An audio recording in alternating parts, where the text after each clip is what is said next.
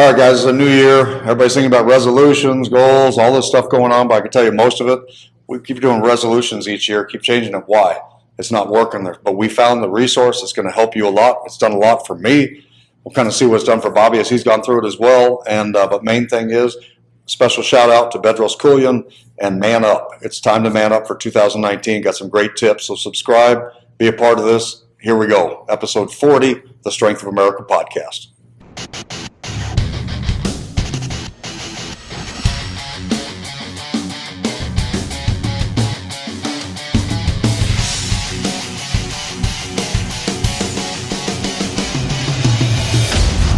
The Strength of America podcast. All right, guys, welcome back to the 2019 episode 40 of the Strength of America podcast. I'm Bob Davis. Bobby Davis. I appreciate you guys being with us. There's all kinds of things going on. You can be listening to all kinds of resources out there about resolutions, goals, and things going on. And we've got some tips out there. But how many of you actually set resolutions each year? How many of you have given up on them because you realize after a week or so it's gone, whether it's weight loss or you're going to be more productive or anything else? I know we're a big part of it, done it on and off for years about different things. But I think above all, big thought we need to think about is just really, we got to be ready to accept it and do something about it, because we all want to hit new goals. We want to make more money. We want to help more people. We want to lose the weight, whatever it might be. But what are you going to do about it, I think, is a big part. So I think with this episode, I want to really dedicate to a book that we found. And actually, I did it on audio tape because for me, with the schedule and time goes on, I get a book at night. I can't get through pages. I'm going to go to sleep. Although this one I think I'd have been fine with. But the podcast or the episode that I got here on the audio version of Man Up, Bedros Keuilian, I've followed for a long time on products, on marketing advice. He runs fitness studios, programs throughout. He does a great job. We've been to his actual presentations he's done in California before, and they're highly motivated. But like he said, most of those people in that room, 90% of them aren't going to do anything. You come back a year later or look at something else, and you're right back to where you were. It's too easy to get into daily life. Yeah. Bobby, you ever set goals each year, or did you learn and just forget it? What do you do each year? Yeah, I've set goals each year, but I think I kind of knew early on in being in this industry that you got to be realistic with what you're looking at. Having a goal to lose weight, make more money, and all that I'm not saying that's not realistic.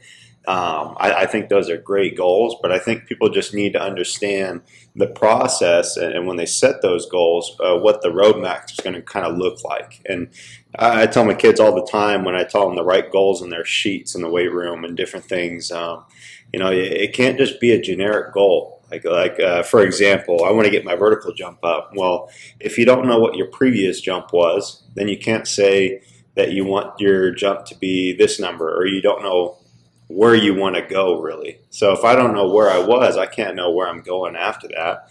And just to say I want some crazy, insane number, let's say I want a 40-inch jump, and my jump right now is about 22. I'd say let's maybe shoot for like 25, and then we'll go from there. So I think people just need to set realistic goals and understand what the process is and what the time frame looks like. Because trying to acquire more money, trying to get more clients, lose weight, whatever your goal may be, you just need to understand that it's a process. It's going to take a long time. It's not something that's going to cook overnight, or even maybe it won't even be a year. Maybe it's 2 years, but you just got to know and understand these things. Yeah, that's great. I think that's a big part for us, is helping our athletes understand, just like anybody else, or other coaches I work with or anything, is having your goals it's great, but now what do you do about them? So having the first thing is a realistic goal. But what is realistic? Some will think, making an extra, 10 inches on a vertical jump is unrealistic. But then again, if you're dedicated and you can get the work, and especially for that athlete that hasn't done a lot, it's an easier goal to get up to that point. But what do you do daily to get there? What are you going to do each week? What do you do monthly? That's where I think we fall down on our goals. We have these ideas set. I want to lose this Christmas weight. You put 5 or 6 pounds over the holidays. I want to get that off, and I want to lose an extra 10 pounds. Well, that's great, but then it gets so big. What are you doing about it? Well, you're talking about it while you're eating a cheeseburger. Or, it starts right now. You've got to find these things. And I can tell you, after 30 years now of both Strength of America, but also my personal training, working with a wide variety of clients, is that we've got to know what to do and break that down. And the athlete has to be ready for it. The person losing the weight has to be ready to accept what they need to do into it each time. So that means, okay, get back to your daily workouts. What do they need to be? Doesn't mean they need to be 2-hour workouts, but get a specific thing going into it. What are those workouts going to entail? Is your body ready to handle that? Doesn't mean you go into a crazy CrossFit training program and you haven't done anything before, and now you've got shoulder problems and shin splints because you're running or whatever it is. We don't go out and run 6 miles when we haven't done anything in a while. So start slow getting into it. Have the realistic goal long term, and let's get into it and find out what they are. Yeah, that's great. Yeah. So go ahead. I think, especially when we're going through that book and talking about accountability and consistency and stuff, I think my biggest takeaway that I really took from that, and respect I have for him, was just, as he's going through and he's talking about leadership and some different things. I don't think a lot of people can really take a step back and take an aerial view and kind of look at what they're doing and say, wow, maybe that person that I fired or whatnot, maybe they weren't as bad as I thought. Maybe I was just a terrible leader. I think that's probably one of the biggest problems that most people have, is just realizing that it's their own fault, and taking acceptance of that, and then realizing, here's where I was. Now I take an acceptance of that. Now I can grow from that. We talk about failure, and failure sucks, but it's not always a bad thing, because usually if you're failing, you're trying. So now you're finding a new way to do something better. So, and I think that's something he did in the book that was awesome. And I really commendable of him, was to just realize that, he made all these mistakes, and he kind of understood and started to realize that stuff and started to fix it until it started to become something great. And then he created a team of fighter jets. He talked about, are you an employee or are you a high-performing teammate? So, and I think that's great, and for people to understand. And what he meant by employee was, are you someone that just clocks in and out? Do you get to work late? Do you leave a little bit early? Do you do the bare minimum? Or are you a high-performing teammate that goes above and beyond? You don't necessarily look at it as a job. You look at it as something that you just want to grow, that you just enjoy. You enjoy your teammates, the ones around you, and you just want to be better and make them better. So, well, that's why I was excited about this book, too. It works for all levels. I mean, for me, after 30 years, realizing, I made a lot of mistakes, failed with things. We were getting a franchise, and, it was about, well, the timing was bad, and yeah, it was bad, but there could have been more things to lay that foundation and help it better. But it was easier just to go with that. The timing was bad, and you had it go, and it was something else's fault. And it shouldn't be acceptable, because it's not acceptable to me with my athletes or anybody else, is that the buck should start with you. There is something that you're doing wrong that you need to make adjustments, and finding out that. And this isn't just for the entrepreneur going out, although there's a lot of those key things for us out there. But even somebody in that job, he talks about, are you a value adder or a value extractor? So we've all had jobs that we maybe didn't like the most, but that person that can realize, well, how can I do my best at this? You challenge yourself to be better. You're talking about clearing tables and doing things at Disneyland and working your tail off, and it's a worse job because you've got everybody on you to get it done and get out so the next people can get in and serve and keep it going. We started challenging, so how many plates can I stack and bowls can I go, and challenge to get it better and get that stuff out. So he was the best busboy out there, and to progress in the job and get better at it, because it wasn't so dreadful at that point. Because, how do you make it fun to clear tables? But again, you get that challenge, and how many can carry and get out that fast, and you're the best one out there. Then you get promoted faster, you make the more money, it works out better for him. And he realized in that job that, he needed to be the guy on top of that, the leader in that point. So have his own business. And he wasn't good at taking instruction. And I have problems with that myself, and somebody telling me what to do and all. But as long as you can do that, understand it, make the adjustments to it, that's where you got to look internal on it. And I think there were some great points in that with the book, part of it. Some of the things I saw also in myself are that, we all work hard. We talk about our athletes. It's better to work smarter than harder. Doesn't mean you have to work longer. Well, I find myself looking back at it after all these years, that I start training at 5:30 in the morning with my clients, and I go work with athletes after school, and I'm doing other programs and working online. Since I got this book, 4 weeks later after doing that, in that 4 weeks, I did more with our 3 programs I've been wanting to do for years. It's always on the mind. I've gotten partial, but I'm also that little kid I talk about in the outfield that sees a butterfly and there's a new idea. Let's go work on that and back. And, it's easy to bounce around and get it done. But you realize a year later, those goals I had for those programs, they still weren't done. So now in the 4 weeks, I've got 2 of the 3 programs completed. I'll have the other ones done in 2 days, this other one that I wanted. So I'll have 3 of these programs done within a 4-week time frame for me. And that was huge. But how I did that is with Bedros' advice on this program is just simply, the last thing I want to think about is getting up earlier, because I get up at 4 o'clock right now. And already that's kind of nuts and trying to get things. But I found I set that clock half hour earlier. So I get up now at 3:30 in the morning. I now, instead of having an extra half hour, I've got an extra hour because that 4 to 4:30 time was times I'm looking through emails, I'm checking the comments on Facebook, I'm checking through things. It was a lot of wasted time. So you get the book to get all this. I'll have the link to get so much more. It goes into it. But getting that time in earlier, I'm not getting less sleep because I'm making sure 8:30, no later than 9 o'clock, I clock out, I'm out, that's it, I'm done. So I can get the sleep. And I'm sleeping better because of it too. That, and I'm making my list of what I need to do, because nothing was worse. I'd wake up at 1 or 2 o'clock and go, oh man, I got to get this. I forgot about this. And what would happen? Then I'm up. Now after 3 hours of sleep, I'm trying to function throughout the day, and it just wasn't happening. Things weren't going well. I was working long, but I wasn't getting anything done. So now I've got more time, and actually at the end of the night, I'm able to shut down early, not get on, do all these extra things with the work. The computer's done. I can watch a show, get on doing the foam roller, do some stretching, calm down. I'm sleeping much better at night. So Bedros, thank you. I'm back on track with that so far. Oh, that's great. Yeah, that's funny. I'm glad you're getting more sleep. That's good stuff. I didn't know some of that stuff. That's good. That's good. I don't. We get into that because I wasn't functioning. Bobby talks about, I've got a lot of nails in my tire. Things go on. I'm tired of going through. But, with Dad, and I had some big things happen this last year. And some of you with the Facebook, saw some of it. I won't go into a lot. But, my dad passed away this summer. And he and I are a lot alike. And we've got a hardworking, that work ethic, getting all that through has been great. But it's also, you don't complain about stuff. You just, go in and do that. As well as, nobody do it better than yourself. Well, that's fine, but how much can you actually do by yourself? And Bedros, a big part of that book, in the Man Up book, is he's talking about delegate. You're that 5%, that stuff that only you can do that.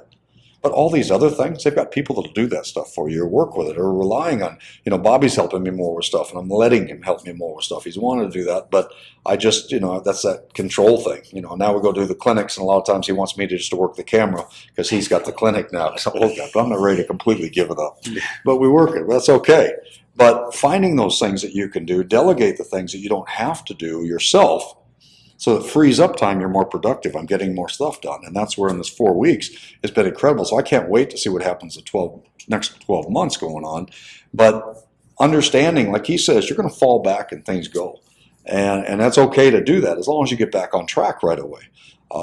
You have that event or something's going on. But bottom line is you find out what those priorities are. And to me, it's about getting this business to do more. This year will be 30 years this summer. This August, it'll be 30 years since I started the Strength of America. And I want to do so much more. I want to reach so many more. We've had well over 15,000 athletes I've worked with through the years, but there's still a whole generation of kids that have never heard about us. We're seeing more and more knee injuries than ever before. We've got all kinds of things that happen that I have to get out there and get this. And luckily, Bobby's involved. He's got a lot of great energy, and he's so far ahead of where I was at that stage with training that we're going to be able to do so much more if we can keep Bob on track more than anything else. A big part. Oh, me too. But, yeah, and we all have things we can do it. But, like I said, I got to quit going after those shiny things. And how many of you are doing that same thing? You think about an idea, whether you're an entrepreneur or not, we do, and you drift off and you're going, or we're spending face time. It's funny because with one of the apps that came up on Facebook, one of the upgrades, it was great because it started letting me know how much time I was doing. After the second week, it let me know I was down 50% of my time on the phone than I was before. And that was most of it, going through emails, checking through things I didn't need to. And I still check emails, but I wasn't doing it all the time when they come in all day. Or checking Facebook, somebody, put something on, a comment or liked, I had to see who it was and what's going on. You don't need to do that. If somebody comments or makes something to me, we'll check that. But now I do it during certain times of the day instead of all day or in between a client or something happens, I'm on it. I just shut it down and move it. And having that extra hour in the morning to really get after it with my list, I make my top 3 things I want to do, but my top 1 has to be done in the morning before I go off to my client. So I get that done right away. And that's helped ease my mind, and then I can get the others during the day. If I don't get them done during the day, that second one becomes now number 1, and I'll keep working on it. That's cool. That's great. That's been great. I think going through, as we go back to the old saying, work smarter, not harder. I listened to someone in a podcast recently that made a good point.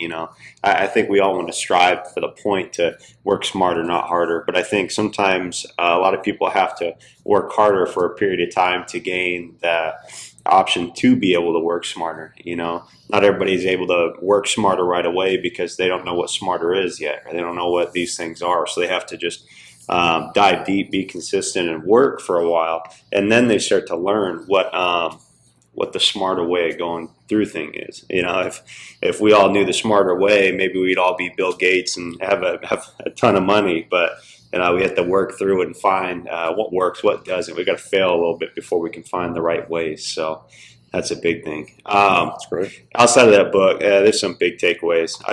The things that I just love so much were just the little aspects of how he got started, how he realized that some of these bad situations he was in when he was younger, you don't always have to take away a negative experience. I've had experiences where I've kind of quit things or been done with things, and, that opportunity was brought to you for a reason. It may not have been a great one, but a bad experience can lead to show you a way not to do things, show you a way of, well, they're doing it this way, I didn't like it, how would I do it to make it better or make it a better experience for somebody else? So those are some big ones, especially with his upbringing and what he went through and with his family and just with his work and stuff. It was pretty neat to see that after a time he started to slowly put together some pieces and start to figure things out. Of course, for him, it took a long time. He went through a lot of mistakes and mistakes where he lost out on a lot of money. But, at the end of the day, as he started going through and kept chipping away, now he's got some great things going on. Wealth, he provides a lot for his family. He's able to do a lot of things for them. So, and the community, he gives back huge. He just put out a huge thing. He does so much for the community going into it. They close down the Target for one afternoon for him every year at Christmas time, just for he and his staff to go in, and they spend the time just buying, I think it was like $250,000 worth of gifts, stuff that they bought for the community. So, he does that every year. So, that's what a big part of this is how much you can do more. You want to make more money and all that's great. We all want to do that. But giving back to the community, we all want to help, but you have the resources to be able to do that. That's where being able to really get dedicated, you've got to find that why and what's going to do to help the community and you're in. Our case is 2 ends. We're both personal trainings at my studio. So we work with clients. We're working with those over 50 group, a lot of them in my 80s and 90s, been with me for a lot of years. But then again, at the same time, we've got Strength of America, which is this primarily is our youth athletes. We want to help them be the best they can be. And that's where this book also I thought was so great for the athletes, because it helps them understand too is, man, look back at what you're doing. Quit the excuses. You complain about somebody not doing something on the team or what's going on or who's not doing this. How much are you there? How much extra work are you doing training? During the Christmas break we just finished up, did you guys work out daily? What kind of, maybe they didn't have something for you at the school or coach. What did you do yourself? We all know how to do push-ups and squats and jumps and sprints and work days through the training. Find some of those things that you were weak on and work on those weak points. You becoming a better leader is going to help your team around you as well become better, because they know what to do. They've got to follow that. And if you're not doing the right thing, what do you expect? How can you expect more from them if you're not doing that? Yeah, and to piggyback on that, I think, as you talk about being a good leader, put it back on the coach too. We expect so much out of our athletes to get their sleep, to get their meals, to get their training in. And, we find times, just like Bedros talked about, where there's been times where he hasn't put himself first. He's not doing what he expects of his clients, his athletes, his people.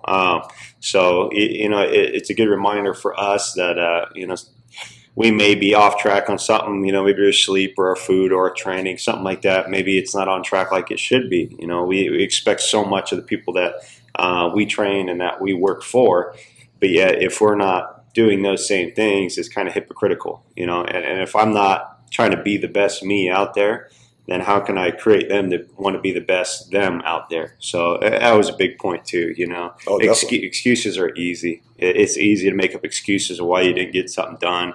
At the end of the day, we just got to think like Bedros says, and just realize that it's not acceptable. There's always a way. We just got to be willing to sacrifice and find a way. And most times when you create a habit, after you make that habit, it becomes easier. It becomes sustainable. But the hardest part is just making that habit etched in a stone and make it something that's normal to you. Yeah, and it's funny you talk about that. There's one of my look down at my wrist, kind of going out to it. One of Bedros' point he put out there is getting in that habit of doing it. I put together, we've got this, he said, put a Band-Aid on there, or a Band-Aid, rubber band. Band-Aid is what I needed after the first week. You find it, on task, you got that time set up, I put that phone aside, I've got that hour in the morning to do my work. What I found was if I started sneaking the phone and looking at something, I realized that was a problem. Give a little feedback right away, and put it away. So it's not as red as it was that first week. That first week I was snapping quite a bit. Find the way to get on that result and get the task going. Find a way to get the steady work going in, because without the steady work, it's not going to happen. Like losing the weight, or getting that better 40 time, or better vertical jump, or getting stronger in the weight room. You can't just take 2 weeks off over Christmas break and expect to get stronger. You've got to expect more of yourself. And it's not even expecting more, it's demanding more. You have to do that. There's no middle ground in this anymore. We've got to make this happen. So, I just wanted to shout out, thank you very much, Bedros, for this book, Man Up. I will have the link down there below for you as well. Please get this book, whether you get the actual book or the audio version is great. Audio, back and forth to work. I've listened to it now 5 times. I've been through the book. So I've got a lot of stuff, and the story is great. It's highly motivational. But rather than just motivation, which we know comes and goes pretty quickly, he really breaks down and sets up how can you get things back on track? How do you really make yourself accountable? And a big part is surrounding yourself by some great people that really want to get better as well, and will keep you on task if you're not. And that's why with our meetings, we've got things set up so that here's what it is, set the dates of when we need to. When I've got that next meeting, I know, oh boy, Bobby's going to ask that I get this done. And I don't want to look bad, so I get it done. Find a way to get those, but set those dates. Make yourself accountable. And then for you guys, I'm accountable to you as well. So appreciate all the feedback you guys give us on that. Let us know about goals, what you're doing to break it down. Have you gotten this book or not? If not, get it. Or what kind of books or things help you as well? Yeah. On that, real quick before you sign out. I got one more too. As he's talking about making your dates, making your plans and different things like that, as you go through the book, you realize that just having a plan and having something set in stone to help you along the process makes a world of difference. Nothing by the end of the book seemed crazy that he did. He talked about having a process for ongoing, for getting new people on and training and different things like that and all this stuff. And really, if you just understand what the systems are and have those in place, nothing that he did is crazy. He just, again, that saying, do the simple things savagely well. He just had a plan in place. He had an operational system in place.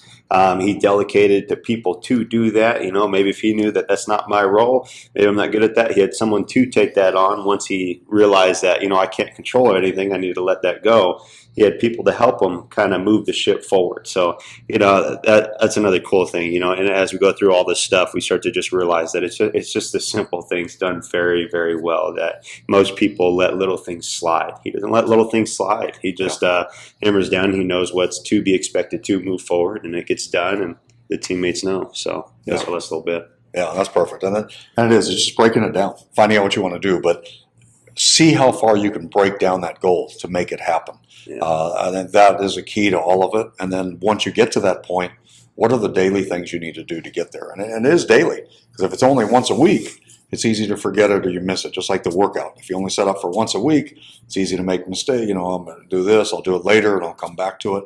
Set that time, get it in, write it in as an appointment like you would for a doctor, or an appointment with me, or our classes, or anything else. that's your time. You're going to be there. We're less likely to miss it. Even though I've got clients that'll come in and work with me on certain days, they're off days. They want to come in and do the treadmill or something else. I tell them to set it in as a time, as if it's an appointment with me. They're not going to have one-on-one with me, but you know what? At that 8:30 or whatever, they come in, they get on the treadmill. It's a time, it's a schedule they go. Because if not, it's easy to push it back. We'll get on a little bit later. We don't want to do that. So, take a look at what some of the bigger things that may have adjusted, what you need to do this year. Like I said, I had the passing of my dad this summer. My father-in-law with the Alzheimer's and things going on, heard through some of the story. Another great friend of ours, the Strength of America, and us personally as well, Coach Mike Thompson passed away this summer. And that was a huge hit for the community of sports and athletics going on to it. And I think with Mike, it made me realize, man, even though he should have been around so much longer, at that young age, he made a huge impact in the lives of these kids, other coaches. There wasn't one negative thing we heard about anybody through all the stories, all the people, everything going on. Always had something, outstanding, as Mike used to say, about people and other things and what to do.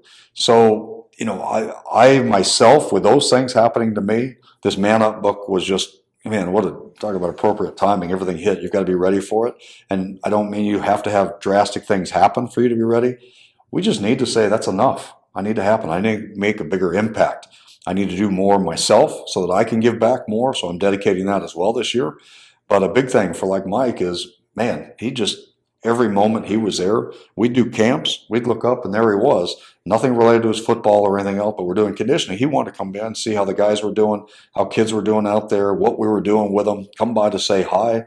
That's a lot, and we want to live up and do a lot more for that as well. So we've got some exciting things coming up for that one, where I can go ahead and let you know about this one, because I got the okay from his wife about this, is that we're going to host with a couple of our clinics throughout the summer. And the other, we're going to do some scholarship programs in Mike's name, because, big thing with him was just giving back to the community and helping, and not just with the athletes, but I know he did a lot in the community as well outside of athletics. So we want to do more for that. And I'm going to try and round up one other big thing we want to do in his name too. But we'll get that finished and wrapped up, and I'll let you know about that too. So, but just appreciate all of you guys. We love you, a big part of our family for a long time. And even the newbies in there are learning more about us and what we can do. But let us know about goals, what kind of things you do, what books or what things you do to help motivate. And rather than just a short-term motivation, help you with some goals along the way. But make sure you get this book, Man Up. And man up. Let's go 2019. Let's get after it. Got it? All right. Thank you, guys. Be SOA strong, and make sure you've subscribed, hit the notification for bells, and share this with somebody. Share this with your athletes. Share it with another coach, somebody out there going on that could help. Somebody struggling maybe in a job that's, want to help them and being even better at that job. Give them the tools to help them with that. Whether they're going to be an entrepreneur or not, doesn't matter. This is about just really manning up and being more yourself and just enjoying life. Yeah, that's great. All right. Happy 2019. Thank you guys all, and we'll see you next time. See you next time. All right. Thanks.